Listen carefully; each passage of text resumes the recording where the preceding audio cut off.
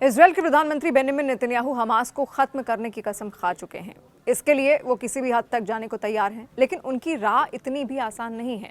America भले ही Israel की पीठ थपथपा ले, यूरोप के देशों को गजा की स्थिति पर पच नहीं रही है। यही वजह है कि अब कई देश फिलिस्तीन को मान्यता दे रहे हैं। हाल में जब ब्रिटेन ने भी ये किया तो नेतन्याहू ने उसे जमकर सुनाया। नेतन्याहू ने सीधे सीधे कहा कि इजरायल हमास को खत्म करने के लिए दृढ़ है, लेकिन दुनिया के कुछ देश चाहते हैं कि हमास बचा रहे और इजरायल गजा से हट जाए। नेतन्याहू ने कहा कि ये अंतर सिर्फ अच्छे शब्दों से खत्म नहीं किया जा सकता। उन्होंने ये बयान ब्रिटेन के फिलिस्तीन को मान्यता देने के बाद दिया है। उन्होंने इसे आतंकवाद का अजीबोगरीब अवार्ड करार दिया। ब्रिटेन के फिलिस्तीन को मान्यता देने का फैसला डोनाल्ड ट्रंप के ब्रिटेन दौरे के तुरंत बाद आया है।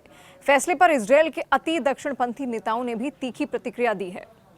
खुद नेतन्याहू इसे आतंकवाद और हमास को दिया गया इनाम कहते हैं। वित्त मंत्री बेजलेल स्मोट्रिच और राष्ट्रीय सुरक्षा मंत्री इतामार बेन गवीर ने यह कहा है कि इसका जवाब वेस्ट बैंक के पूर्ण विलय से दिया जाना चाहिए। स्मोट्रिच ने एक्स पर लिखा, वो दिन गए जब ब्रिटेन और अन्य देश हमारा भविष्य तय करते थे। इसका एकमात्र जवाब है यहूदी लोगों की ऐतिहासिक भूमि यहूदा और सामरिया पर संप्रभुता लागू करना और फिलिस्तीनी राज्य की अवधारणा को हमेशा के लिए खत्म करना। गजा संघर्ष में अब भी 48 इजरायली बंधक हमास की कैद में हैं। इन बंधकों के परिवारों का प्रतिनिधित्व करने वाले समूह ने भी ब्रिटेन और अन्य देशों की आलोचना की।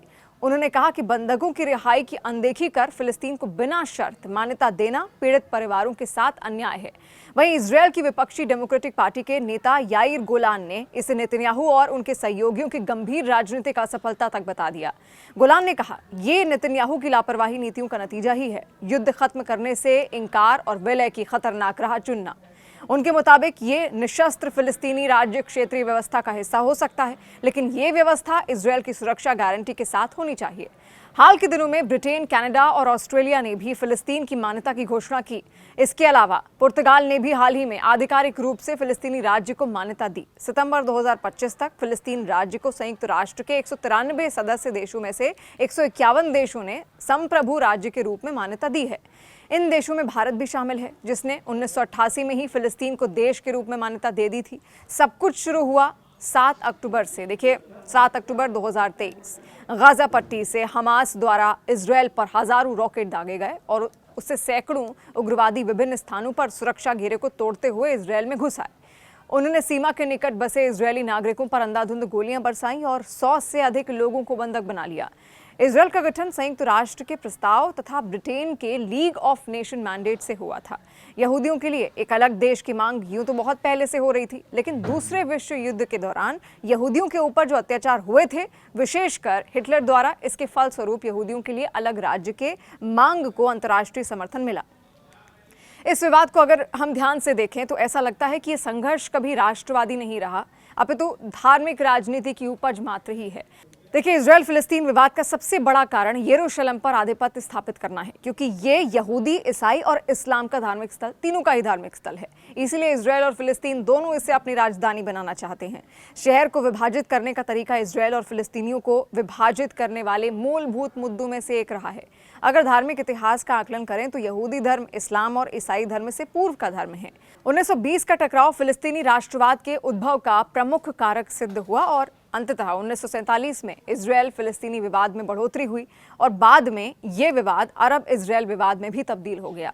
दोनों पक्षों के मध्य चल रहे संघर्ष के बीच फिलिस्तीन चाहता है कि वर्ष 1948 से पूर्व फिलिस्तीन के लोगों की जो स्थिति थी उसे फिर से बहाल करना चाहिए और उन्हीं भौगोलिक स्थितियों पर फिलिस्तीन के शरणार्थियों को फिर से स्थापित किया जाना चाहिए और इजरायल की उस पर संपूर्ण संप्रभुता प्रदान की जानी चाहिए। इस संघर्ष में अमेरिका ने स्पष्ट रूप से इजरायल का पक्ष लिया है।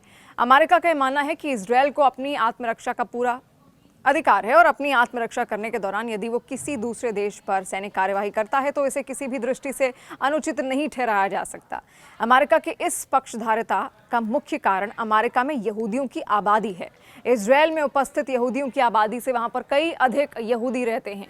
इसके अलावा संयुक्त राज्य अमेरिका की अर्थव्यवस्था और तकनीक के क्षेत्र में यहूदियों का बहुमूल्य योगदान है। तुर्की और पाकिस्तान जैसे देशों ने खुलकर फिलिस्तीन का पक्ष लिया है और उन्होंने फिलिस्तीन के दावे को मूर्त रूप देने पर बल भी दिया। इसके अलावा विभिन्न अरब देशों ने तथा इस्लामिक सहयोग संगठन यानी कि OIC ने भी फिलिस्तीन के दावे को सही माना है और उसे लागू करने के लिए वैश्विक स्तर पर निरंतर प्रयास किए जा रहे हैं और इसीलिए संघर्ष लगातार फिलिस्तीन और इजरायल के बीच में जारी है। यही कारण था कि गाजा पर हमला इजरायल अब भी कर रहा है, लेकिन पीछे खींचने की कोशिश दोनों ही देशों को यहां पर है। लेकिन फिलिस्तीन को जिस तरीके से अब मान्यता मिल रही है उससे इजरायल को तकलीफ तो जरूर है और उसके लिए एक चुनौती भी।